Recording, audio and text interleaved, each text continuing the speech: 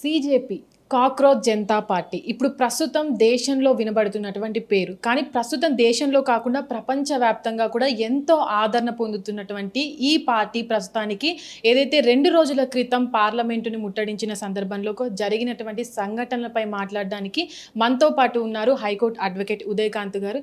Sir నమస్తే sir. Sir మీరు చూసే ఉంటారు, అటు సీజేపీ పార్టీ ఒక్క ప్లాట్ఫామ్ మీద ఏర్పాటైనటువంటి పార్టీ ఏదైతే ఉందో అటు నిరాహార దీక్షలతో పాటు పార్లమెంటుని ముట్టడించడం జరిగింది నీట్ ఎగ్జామ్ లీకేజీల సందర్భంగా. అంటే ఈ పార్టీ మీద మీ అభిప్రాయం ఏంటి? ఇది ఏ విధంగా ముందుకు వెళ్తుంది అనుకోవచ్చు? ఒక సేయింగ్ ఉండేమ్మ. నేను చిన్నప్పుడు ఒక సినిమా చూస్తున్నట్టు చిన్నగా ఉన్నప్పుడు ఎంగేజ్లో ప్రేమదేశం అన్నట్టు వచ్చింది. దాంట్లో స్టూడెంట్స్ తలుచుకుంటే రాజ్యాలే కూలిపోతాయని చెప్పి అన్నారు. అది ఎప్పుడో అన్నారు, కానీ ఇప్పుడు ఆఫ్టర్ 25 years మేబీ, అది 30 years అనుకోవచ్చు, అంటే 17-18 years నా ఏజ్లో ఉన్నప్పుడు నేను చూసిన సినిమా అది. అందులో ఒక డైలాగ్ ఉన్నది. అయితే అది ఇప్పుడు నిజమవుతుంది అన్నట్టుగా అనిపిస్తూ ఉన్నది. అంటే స్టూడెంట్స్ తలుచుకుంటే రాజ్యాలు కూలిపోతాయి అన్నది ఇప్పుడు నిజం అనిపిస్తూ ఉన్నది.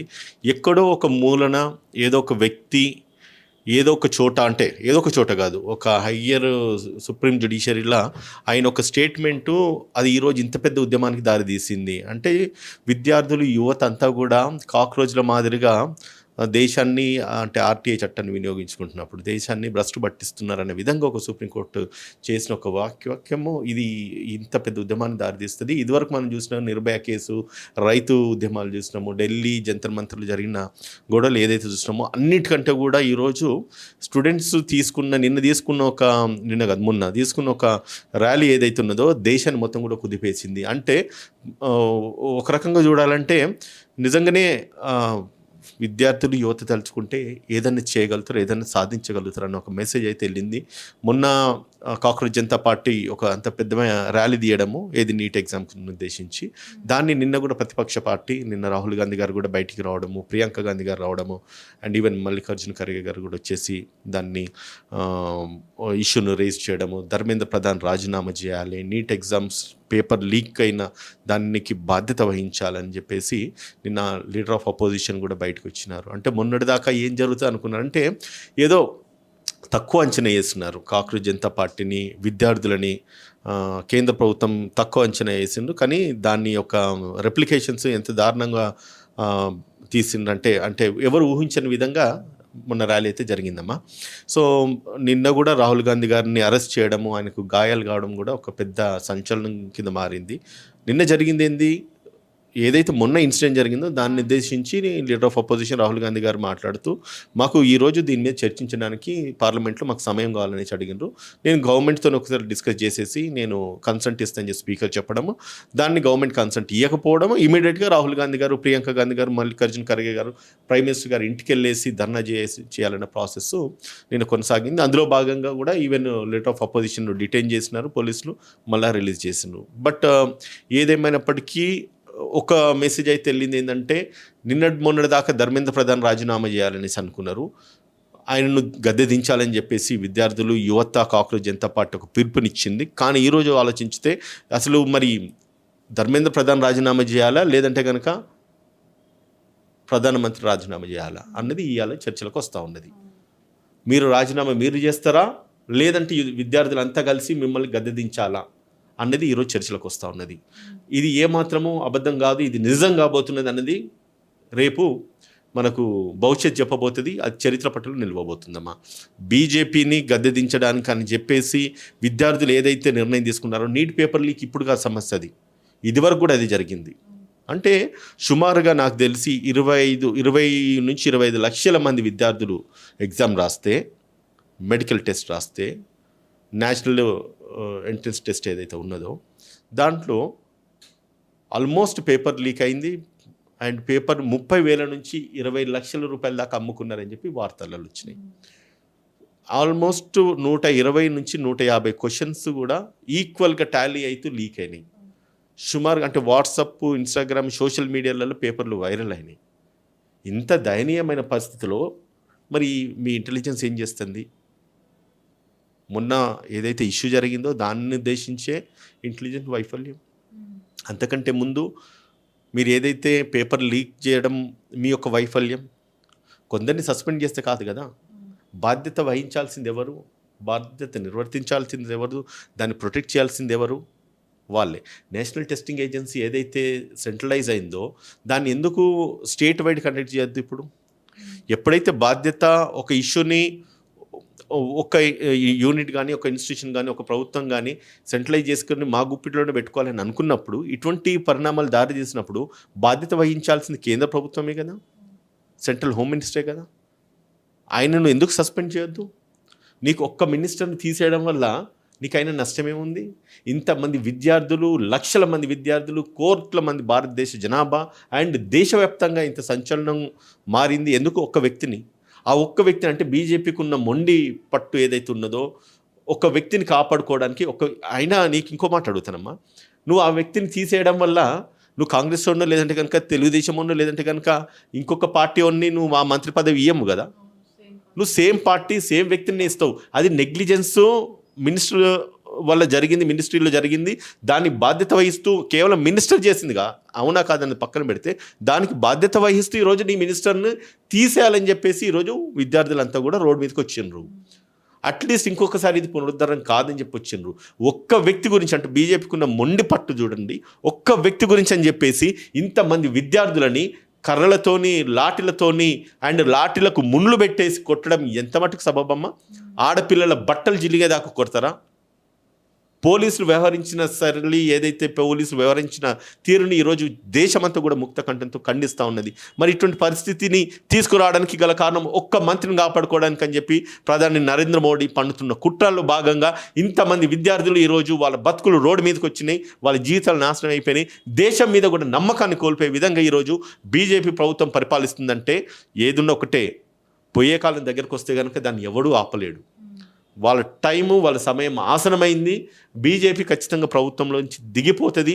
ఇది విత్ నో టైం ఇది జరుగుతుంది. ఇప్పుడు విద్యార్థులు బయటకు వచ్చిన రేపు ఉన్న మొత్తం భారతదేశం జనాభా అంతా కూడా వాళ్ళని పూర్తిగా కూడా గద్దె దించే ప్రయత్నం అయితే ఖచ్చితంగా చేస్తారని చెప్పేసి 100% ఒక అష్యూరెన్స్ అయితే మొన్న జరిగిన ఇష్యూతో మాత్రం ప్రజల్లోకి వచ్చేసిందమ్మా.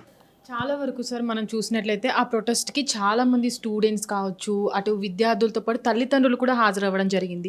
వీళ్ళందరినీ కూడా చాలా వరకు యాంటీ నేషనల్స్ అని, అక్కడ ఉన్నటువంటి సోనం వాంగ్చుక్ నిరాహార దీక్ష చేయడం పట్ల ఆయన చైనా ఏజెంట్ అని కూడా చాలామంది మాట్లాడుతూ వస్తున్నారు. అంటే ఇవన్నీ పక్కన పెట్టినట్లయితే చనిపోయిన నీట్ ఎగ్జామ్లో ఎవరైతే విద్యార్థులు చనిపోయారో 20 మంది విద్యార్థుల దాకా చనిపోయారు, వాళ్ళకి సమాధానం ఎవరు చెప్తారు అనుకోవచ్చు? ఇప్పుడు సోనం వాంగ్చుక్ నిరాహార దీక్ష చేస్తా ఉన్నాడు, ఆయన ఈరోజు ప్రాణాపాయ స్థితిలో ఉన్నాడు.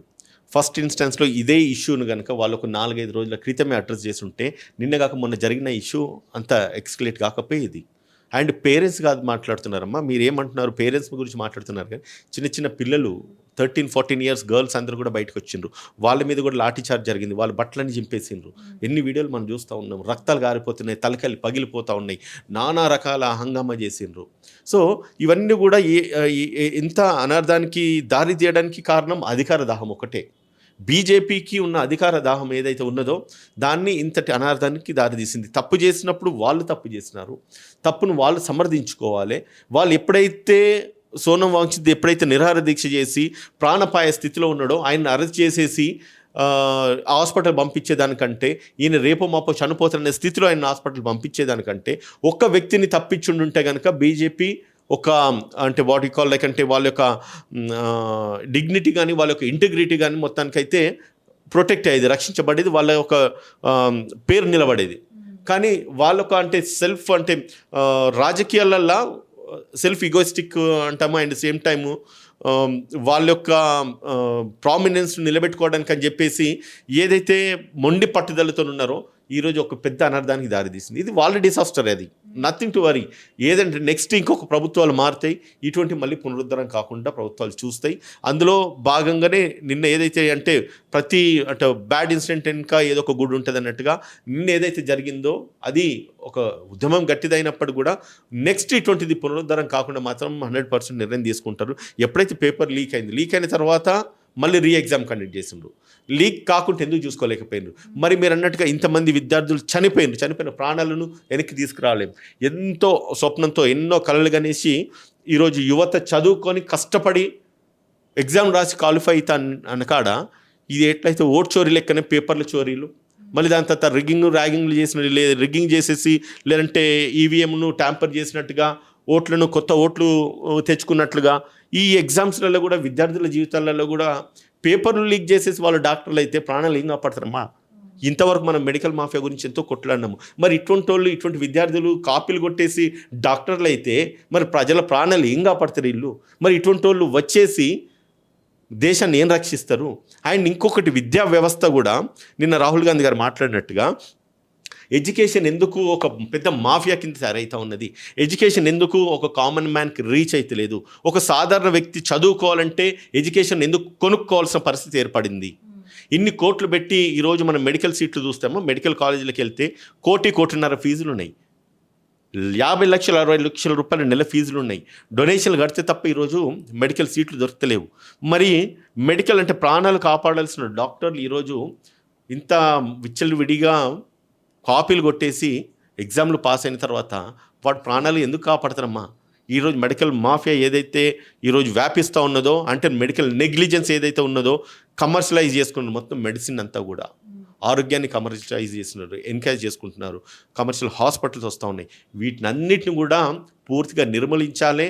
అండ్ విద్యా వైద్యం కామన్ మ్యాన్కు ఫ్రీగా అందాలి. అది ఎవరైతే తేగలుగుతారో అటువంటి ప్రభుత్వాలు నిలబడతాయి. అటువంటి ప్రభుత్వాలకు ప్రామినెన్స్ ఉంటుంది. అటువంటి ప్రభుత్వాలను హర్షిస్తారు. ఇప్పుడున్న బీజేపీ ఏదైతే ఉన్నదో ఖచ్చితంగా this will be a disaster and it's the last for BJP అమ్మ. సార్ చాలా వరకు కూడా ప్రొటెస్ట్కి సంబంధించిన వీడియోస్ కొన్ని చూసినట్లయితే చాలా వరకు అక్కడ ఉన్నటువంటి ఆడవారిని కొట్టడము, వాళ్ళు ఆ ప్రొటెస్ట్ని వాళ్ళు కొట్టడంలో అక్కడ ఉన్నటువంటి స్టూడెంట్స్ని హింసించడంలో పోలీసులు కూడా ఎంజాయ్ చేస్తున్నారు. అంటే ఎక్కడ ప్రొటెస్ట్ జరిగినా సరే చాలా వరకు కూడా అక్కడ ర్యాలీ జరుగుతున్నటువంటి వాళ్ళని లాఠీ చార్జ్ చేసుకోవడం చాలా సాధారణంగా జరుగుతుంది. ఇక్కడ చూసుకున్నట్లయితే ఇంటెన్షన్లీ వాళ్ళు కొట్టినట్టుగా చాలామంది వెళ్తున్నప్పుడు కూడా పోలీస్ వాళ్ళు అక్కడ సివిల్ డ్రెస్లో వచ్చి వాళ్ళు కొట్టడము, కాళ్ళు అడ్డు పెట్టడము, టియర్ గ్యాస్ అక్కడ ఉపయోగించడం అనేది కూడా చాలా వరకు జరిగింది. అంటే పోలీసులు ఎందుకు ఈ విధంగా వ్యవహరిస్తున్నారు? అటు ప్రభుత్వానికి కింద ఉండి స్టూడెంట్స్ని ఇంతగా హింసించిన వీడియోస్ కూడా సోషల్ మీడియాలో చాలా వైరల్ అవుతున్నాయి సార్. పోలీసులకు అధికారం వాళ్ళ చేతులు ఉన్నది, లాఠీలు వాళ్ళ చేతులు ఉన్నాయి. వాళ్ళు అక్కడికి వచ్చింది జనాలను కొట్టనీకే. ఈ కొట్టిన వాళ్ళంతా ఏం చేయాలంటే తెల్లారి వీళ్ళందరూ పోయి వాళ్ళని అనాలి. విన్నారమ్మా? వాళ్ళ ఇళ్ళల్లో పోయి వాని పిల్లల్ని ఇట్లా దన్నిరంటే ఆ నొప్పింది బాధింది అని తెలుస్తుంది. ఇంకోసారి రియాక్ట్ కాదు. ప్రొటెస్ట్ చేసినప్పుడు సామరస్యంగా ప్రొటెస్ట్ చేసినప్పుడు వాళ్ళ ధర్నా వాళ్ళు చేస్తున్నారు, వాళ్ళ ప్రొటెస్ట్ వాళ్ళు చేస్తారు. నువ్వు పోయేసి అంత ఉద్రిక్తంగా వాళ్ళని పోయేసి వాళ్ళని కొట్టేసి వాళ్ళని లాఠీలతో ముళ్ళతోని కర్రలకు ముళ్ళు పెట్టేసి మేకులు పెట్టి సీకులు పెట్టి కొట్టాల్సిన అవసరం ఏమున్నది? మిమ్మల్ని ఎవడు దన్నకనా? మిమ్మల్ని అంతే కనుక మిమ్మల్ని అదే రకంగా మిమ్మల్ని అంతే ఎట్లుంటుంది? మీ పిల్లలు పొరగాలని అంతే ఎట్లుంటుంది? ఏమ్మా? ఆ దెబ్బలు వాళ్ళకి తెలియాలి, ఆ పెయిన్ వాళ్ళకి తెలియాలి. ఆ పెయిన్ వాళ్ళకి తెలిసి ఆ దెబ్బలు వాళ్ళకి పడ్డప్పుడు ఇంకోసారి కొట్టనికి వెనకాడతారు. అంటే a person when you know the pain will not pain others అన్నారు. అంటే ఎప్పుడైతే మన ఒంటి మీద ఒక గాయం అవుతుందో, గాయమైతే దాని బాధ ఎంత ఉంటుందో మనకు తెలిస్తే ఇంకొకరిని కొట్టరు కదా. ఇప్పుడు అంటే మీరు అన్నట్టుగా సరదాగా వాళ్ళు ఎంజాయ్ చేస్తూ కొడుతున్నారు జనాలని, విద్యార్థులని, యువకులని, చిన్న చిన్న పిల్లల్ని. మరి ఇట్స్ ఎ ప్రొటెస్ట్ అండి, ఫండమెంటల్ రైట్ అండ్ ఇట్స్ రాజ్యాంగం మనకు కల్పించిన ప్రొటెస్ట్ చేయడం మన రాజ్యాంగ హక్కు. అది నువ్వు ఏదైతే ప్రభుత్వాన్ని ప్రశ్నించడం, ఎక్కడైతే నీ ల్యాప్సెస్ ఉన్నాయో, టెక్నికల్ ఇష్యూస్ ఉన్నాయో, నీ తప్పులు ఉన్నాయో దాన్ని సరి చేసుకోవాలి. అంతేగాని ప్రొటెస్ట్ చేస్తున్నప్పుడు చెయ్యనివ్వండి, తప్పింది. వాళ్ళు ఒక ప్రొటెస్ట్ చేస్తారు, 4 గంటలు 8 గంటలు 10 గంటలు చేస్తారు, అలసిపోయి వాళ్ళు వెళ్ళిపోతారు కదా. వాళ్ళు కొట్టాల్సిన అవసరం ఏంటిది? అంటే ప్రజాస్వామ్యంలో నీకు కనీసము ఈ స్వేచ్ఛ కూడా లేకుండా పోతుందా? అది ఎక్కడే కానీ ఐఎమ్ నాట్ క్వశ్చనింగ్ ఈవెన్ కేంద్ర ప్రభుత్వం కానీ ఏ రాష్ట్ర ప్రభుత్వం కూడా ఎవరైతే నిరసన తెలియజేయాలనుకుంటున్నారో వాళ్ళ రాజ్యాంగ హక్కు, వాళ్ళ నిరసన తెలియచేసేంతసేపు నిరసన తెలియచేయనివ్వండి. ఈరోజు ఏమైంది? నీకు ఇంత తెలిసిన విషయాల్ని, ఆ ఒక్క కొద్ది న్యూస్ని నువ్వు ఎప్పుడైతే నువ్వు పబ్లిక్లోకి వెళ్ళొద్దు, వాళ్ళు పబ్లిక్లో మాట్లాడొద్దు, వాళ్ళు ప్రొటెస్ట్ చేయొద్దు అనే ప్రాసెస్లో దేశంలో ఉన్న ఇష్యూ కాస్త ఇది మొత్తం ప్రపంచంతా వ్యాపించిపోయింది కదా. సో దీనివల్ల నష్టపోయేది ప్రభుత్వాలే కదా. చాలా వరకు సార్ అంటే ఇప్పటి వరకు ఆ సోనం వాంగ్చుక్ తన నిరాహార దీక్షను కూడా ఆపివేయడం జరిగింది. అంటే కఠినంగా తీసుకువెళ్ళారు కూడా ప్రభుత్వము. అంటే ముందుగానే గుర్తించి స్టూడెంట్స్ ఇంత అంటే ప్రభుత్వానికి సపోర్ట్గా వెళ్ళి ప్రభుత్వం నుంచి ఎవరో ఒకరు వెళ్ళి వాళ్ళకి ఏదో ఒకటి చెప్పి ఉంటే ఇంతమంది స్టూడెంట్స్ వచ్చేవాళ్ళు కాదు ఇక్కడికి, ఢిల్లీ ప్రొటెస్ట్కి కూడా. ఇప్పుడున్నటువంటి పరిస్థితుల్లో బీజేపీ ప్రభుత్వము ఎందుకు ఇలా వ్యవహరిస్తుంది అనుకోవచ్చు, ఎందుకు ఒక్క మంత్రిని సస్పెండ్ చేయలేకపోతుంది అనుకోవచ్చు. వన్ థింగ్ ఇంతసేపు మనం డిస్కస్ చేసుకున్నది కూడా అదేమ్మా. ఇప్పుడు ఢిల్లీ ఒక్క వ్యక్తిని ఎందుకు తీయట్లేదంటే పొలిటికల్ ఈక్వేషన్స్, పొలిటికల్ డైనమిక్స్ నానా విధాలుగా ఉంటాయమ్మా. సో ఎవ్రీ అంటే వాళ్ళ యొక్క సెల్ఫ్ ఇంట్రెస్ట్ ప్రొటెక్ట్ చేసుకోవడానికి కాపాడుకోవడానికి అని చెప్పి ఒక వ్యక్తిని కాపాడుకోవాలని చెప్పేసి ఇంతమంది ప్రాణాలను బలిదీయడం అయితే కరెక్ట్ కాదు. అండ్ ఇంకోటి, ఈ పేపర్ లీకుల వల్ల వచ్చే ఆ 10,000, 20,000, 1,00,000, 2,00,000 రూపాయలు ఏవైతే ఉన్నాయో అవి ఎంతమంది కడుపు నింపాయి. బట్ ఆ ఒక వ్యవస్థను, ఒక సిస్టమ్ను పూర్తిగా డిటారేట్ చేసి కొలాప్స్ చేయడానికి అని చెప్పి ఇది ఒక నాంది అవుతా ఉన్నది. సో ఎందుకు వాళ్ళని ఎందుకు తీసేయద్దు అనేది వాళ్ళ వ్యక్తిత్వాన్ని బట్టి ఉంటుంది, బీజేపీ ఒక మనగడను బట్టి ఉంటుంది. సో దాని మీద అంటే నేను ఒకటి చెప్తున్నా, మీరు ఇదివరకు అడిగినట్టు ఇదో చెప్పినట్టుగా తీసేసినా కూడా వాళ్ళ ప్రభుత్వంలో ఉన్న వ్యక్తినే కదా మళ్ళీ వాళ్ళు అపాయింట్ చేసుకునేది. And it should be a great example. నాకు తెలిసి ఇంత దారి తీసింది కాబట్టి నాకు ఈ ధర్మేంద్ర ప్రధాన్ని తీయాల్సిన అవసరం ఉన్నది, తీసేస్తారని కూడా నేను అనుకుంటా ఉన్నా. ఎందుకంటే మోడీ ఆలోచన సరళి చూస్తే ఒక్క వ్యక్తి గురించి ఇంతమందిని ఇచ్చేయద్దు, ఒకటి చెయ్యకపోవచ్చు అని అనుకుంటున్నా. But at the same time దీనివల్ల రాజకీయంగా కూడా వాళ్ళకి పెద్ద ముప్పే ఉంటుంది, ఎఫెక్ట్ అవుతుంటుంది. సో దాన్ని దృష్టిలో పెట్టుకొని ప్రజల వెల్ఫేర్ని కాదు, రాజకీయ మనగడ వాళ్ళ యొక్క వెల్ఫేర్ని దృష్టిలో పెట్టుకొని మేబీ తీసేసే అవకాశాలు ఉండొచ్చేమో. అంటే గతంలో కూడా నరేంద్ర మోడీ గారు చెప్పారు, అంటే యువత అనేది దేశ భవిష్యత్తు, వాళ్ళని ఎప్పుడు కూడా మేము పట్టించుకోకుండా ఉండమని కూడా గతంలో చెప్పడం జరిగింది. ఎందుకు ఈ ర్యాలీలో ఈ విధంగా భవిష్యత్తుని, దేశ భవిష్యత్తుని ఇంత చిత్రహింసలకు గురి చేశారనుకోవచ్చు? ఇప్పుడు వాళ్ళు ఎందుకు ఇంత చిత్రహింసలకు గురి చేసిందంటే అది చెప్తున్నా కదా, వాళ్ళు చేసిన యాక్టివిటీస్కి మన దగ్గర సమాధానం ఉండదు, రైట్ అమ్మా. సో కాబట్టి వన్స్ అంటే every criminal will leave his visiting card at the place of offence. ప్రతి ఒక్కడు తన గోయిని తవ్వుకోవడానికి ఏదో ఒక కారణం అయితే కావాలి. ఈరోజు బీజేపీ ప్రభుత్వం కూలిపోవడానికి అని చెప్పేసి ఆవిర్భవించిన ఒక కాక్రోచ్ జనతా పార్టీ ఏదైతే ఉన్నదో అమ్మా, నిన్న కూడా నేను న్యూస్లో చూసిన, మనకి ఇక్కడ హైదరాబాద్లో ప్రెస్ క్లబ్లో ఒక చిన్న మీటింగ్ పెట్టినామని చెప్పి వాట్సాప్లో ఒక మెసేజ్ పెడితే 3,000 నుంచి 4,000 మంది జనాలు మొత్తం వచ్చేసిండ్రంట. అంటే వచ్చిన వాళ్ళంతా విద్యార్థులైనా, నష్టపోయిన వాళ్ళు అంటే కాదు. అయినప్పుడు కూడా ఒక్క సింగిల్ మెసేజ్ వ్యవస్థను ఎంత కుదిపేసింది, ఎంత కదిలిచ్చింది చూడమ్మా. అంటే ఒక సుప్రీంకోర్టు జడ్జి చేసిన ఒక వాక్య ఈరోజు దేశాన్ని మొత్తం అల్లకల్లోలం చేసింది. సో కాబట్టి ఎవరిని కూడా తక్కువ అంచనా వేయద్దు. మన చేతిలో అధికారం ఉన్నది, మన చేతిలో పవర్ ఉన్నది, మనకు వాయిస్ ఉన్నది. మనం ఏదైనా మాట్లాడితే నడుస్తానని అనుకుంటే మాత్రం అది ఏదో ఒక రోజు విరుగుటకే అన్నట్టుగా ఖచ్చితంగా ఇది ఒక డిసాస్టర్కి అయితే దారితీస్తుంది. అంటే సార్, మీ ఉద్దేశం ప్రకారం ఇప్పటివరకు నీట్ పేపర్ లీకేజ్ విపరీతంగా జరుగుతూ వస్తుంది, చాలామంది విద్యార్థులు కూడా నష్టపోతూ వస్తున్నారు. ఇప్పుడున్నటువంటి ఈ నీట్ని నిర్వహించేటువంటి ఎన్టీఏ ఏదైతే ఉందో దాన్ని రద్దు చేస్తే ఏమైనా ఈ ఫలితాలు వచ్చే అవకాశం ఉంటుందా ఫ్యూచర్లో? ఇప్పుడు నేషనల్ టెస్టింగ్ ఏజెన్సీ ఎన్టీఏ మీరు అన్నది ఏదైతే ఉందో అది నన్ను అడిగితే ఏంటంటే అది డీసెంట్రలైజ్ చేయాలి. అంటే ఏ రాష్ట్రానికి ఆ రాష్ట్రాన్ని ఎగ్జామ్స్ కండక్ట్ చేసుకునే విధంగా పెడితే అంటే ఇంత పెద్ద ఇష్యూస్ ఉండే. అంటే state will protect the process, right అమ్మా. అండ్ పేపర్ లీకేజ్ కాకుండా రాష్ట్రం కాపాడుకోగలుగుతుంది.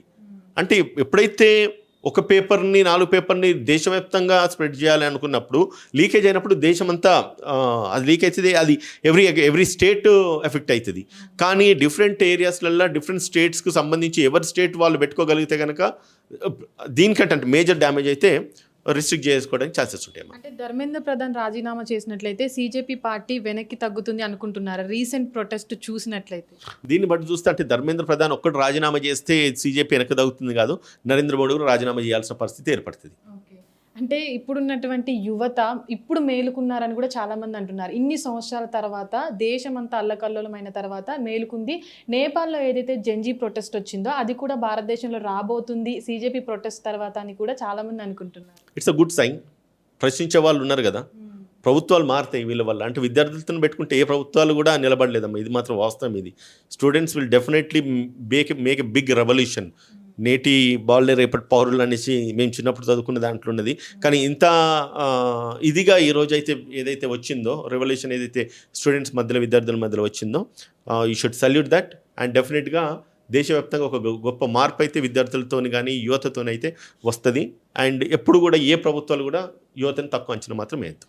చాలా వరకు సార్, అంటే సిజేపీ పార్టీ ప్రొటెస్ట్ తర్వాత విద్యార్థులంతా తరలి వచ్చారు. కానీ ప్రతిపక్షము వాళ్ళ నోరు అంటే అక్కడ గళాన్ని వినిపించకపోవడం వల్లే వీళ్ళంతా కూడా రోడ్డు ఎక్కాల్సిన పరిస్థితి ఉంది. అదే గట్టిగా ప్రతిపక్షం వినిపించినట్లయితే ఇంత ప్రొటెస్ట్ జరిగేది కాదు అని చాలామంది మాట్లాడుతున్నారు. చూడండి అమ్మా, యాక్చువల్లీ అంటే ఇట్ ఫర్ సర్ప్రైజింగ్, అంటే నేను కూడా ఒక కాంగ్రెస్ పార్టీ రిప్రజెంటేటివ్ ఉన్నా కదా, మొన్నటి ఉద్యమం ఇంత దారితీస్తుంది, ఇంత స్టూడెంట్స్ యూనియన్ ఇంతగా బలంగా ఉద్యమిస్తారని చెప్పేసి ఎవరు అనుకోకపోవచ్చు. మేబీ అంటే ఎక్కడికి వెళ్ళి వచ్చినో తెలియదు, కానీ మొత్తానికి అయితే ఢిల్లీలో ఎప్పుడైతే ఇంత నిరాశలో ఉన్నారని కూడా ప్రజలు నిరాశలు ఉన్నారని చెప్పి అనుకోవచ్చు. అండ్ ఇంత పెద్ద ఉద్యమం కింద మారుతుందని మాత్రము ఎవరు కూడా ఊహించలేదు, నేను అనుకోలేదు, ఈవెన్ మా లీడర్ ఆఫ్ అపోజిషన్ కూడా అనుకోకపోవచ్చు, రాహుల్ గాంధీ గారు. ఎప్పుడైతే ఇన్సిడెంట్ ఇంత అనర్థానికి దారి తీసిందో డెఫినెట్గా వాళ్ళు మొన్న మాట్లాడినారు, నిన్న మాట్లాడిన, ఈరోజు కూడా పార్లమెంట్లో మాట్లాడుతూనే ఉన్నారు. ఖచ్చితంగా ఇది ఒక బిగ్ రెవల్యూషన్ అయితే క్రియేట్ అవుతుంది. అంటే చాలా వరకు కూడా సీజేపీ పార్టీ పొలిటికల్ పార్టీగా వెళ్ళే అవకాశం ఉంటుందా దీని తర్వాత, ఈ చూసిన తర్వాత కూడా? వస్తే మంచిదే, నేనేం కాదనను. దాన్ని నా వ్యక్తిగతంగా నా అభిప్రాయం అయితే ఎస్, యువత రావాలి, విద్యార్థులు రావాలి, అండ్ చదువుకున్న వాళ్ళు రాజకీయాల్లోకి రావాలి. ఇప్పుడు మనం తమిళనాడు చూస్తున్నాము, తమిళనాడులో ఎంత డ్రాస్టిక్ చేంజెస్ వస్తున్నాయి విజయ్ సీఎం అయిన తర్వాత. అటువంటి మార్పు ఎందుకు ప్రతి రాష్ట్ర వ్యాప్తంగా దేశవ్యాప్తంగా రావద్దమ్మా? డెఫినెట్గా రావాలి. అండ్ ఎడ్యుకేటెడ్స్ రావాలి. Most of the criminals are making the laws. ఎవడైతే చట్టాల పరంగా చట్టబద్ధంగా శిక్షించబడవలసిన వాళ్ళు, పెండింగ్ కేసులు ఉన్న వాళ్ళు, వాళ్ళందరూ లెజిస్లేషన్లో కానీ పార్లమెంట్లో కానీ కూర్చుంటున్నారు. పనికిరాని వాళ్ళంతా కూడా ఈరోజు దేశాన్ని నడుపుతున్నారు, రాష్ట్రాన్ని నడుపుతున్నారు. అటువంటప్పుడు చదువుకున్న విద్యార్థులు ఎందుకు రావద్దు? ఒక ఐఏఎస్ ఐపీఎస్ బ్యూరోక్రాట్ సిస్టమ్ని 20-25 ఏళ్ళు ఉన్న యువకులంతా కూడా చదువుకొని ఇండియన్ అడ్మినిస్ట్రేటివ్ సర్వీస్లో సివిల్ సర్వెంట్స్ అయ్యేసి దేశాన్ని నడిపిస్తున్నారు, జిల్లాలను నడిపిస్తున్నారు, రాష్ట్రాన్ని నడిపిస్తున్నప్పుడు why can't the young dynamic leaders should not come in to politics? Why the educated people should not dictate the state politics? Why they cannot run the governance? డెఫినెట్గా అవసరం ఉన్నది, అటువంటి మార్పు రావాల్సిన అవసరం ఉంది, వస్తుందని కూడా నేను ఆశిస్తా ఉన్నాను. అంటే చివరిగా సార్, సీజేపీ ప్రొటెస్ట్ తర్వాత బీజేపీ పతనం మొదలైంది అని చాలా మంది ఉంటున్నారు. అంటే దీంట్లో మీ అభిప్రాయం ఏంటి? పతనం మొదలైందని అనుకోవచ్చు? నా ఓపెనింగ్ స్టేట్మెంటే అది అమ్మా. విద్యార్థులు యువత తలుచుకుంటే రాజ్యాలు కూలిపోతాయి. ఖచ్చితంగా ఇది బీజేపీ పతనం మొదలైందని మనం అనుకోవచ్చు. అండ్ వెరీ హ్యూజ్ చేంజ్ అయితే వస్తుందమ్మా. ఈ ఓట్ చోరీ చేసుకుంటా ఇప్పుడున్న ఓటర్లను తీసేసి, అంటే వాళ్ళకు అనుకూలమైన వాళ్ళని పెట్టుకోవడము, ప్రతి రాష్ట్రంలో బీజేపీ వ్యాపించిపోవాలి, మతతత్వాలను కులతత్వాలను పెంచి పోషించడము, ఇది చేయడం డెమోక్రటిక్ కాదు, ఇది డెమోక్రటిక్ కంట్రీ కాదు. ఇది వాళ్ళ మొనోపాలిజం నడుస్తుంది, డిక్టేటర్షిప్ నడుస్తుంది. సో దీనికి అన్నిటికీ చలమగీతం పాడాల్సిన అవసరం ఉన్నది.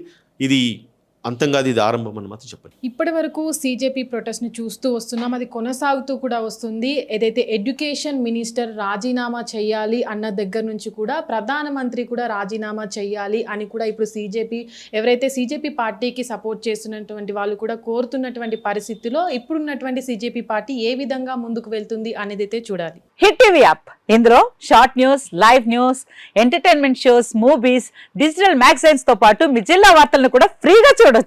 ఇంకెందుకు ఆలస్యం? వెంటనే హిట్ టీవీ యాప్ ని డౌన్లోడ్ చేసుకుని ఫ్రీగా ఎంటర్టైన్మెంట్ పొందండి. Hit TV app. Hit TV app.